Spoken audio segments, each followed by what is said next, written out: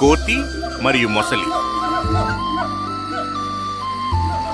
ఒకానొక కాలంలో దట్టమైన అడవి మధ్యలో ఒక పెద్ద నది ఉంది. ఆ నదిలో ఒక మొసలి నివసిస్తూ ఉండేది. అది వేటాడలేని స్థితిలో ఉంది. ఎందుకంటే ఎంతో బలహీనంగా నీరసంగా ఉంది. ఒకనాడు దానికి చాలా ఆకలి వేసింది. అప్పుడు తనలో తాను ఇలా అనుకుంది, నేలపైకి వెళ్ళి వేటాడడం ఎంతో కష్టంగా ఉంది. నదిలో చేపలని పట్టుకోవడానికి ప్రయత్నిస్తాను, నాకు ఆకలిగా ఉంది. ఒక చేపను పట్టుకోవడానికి ప్రయత్నించింది. చేప అతని చేతుల నుంచి జారి పడిపోయింది. అలసిపోయి నీరసించిన తర్వాత ఒక చెట్టు కింద నదీ ఒడ్డున విశ్రాంతి తీసుకోవాలని అది నిర్ణయించుకుంది.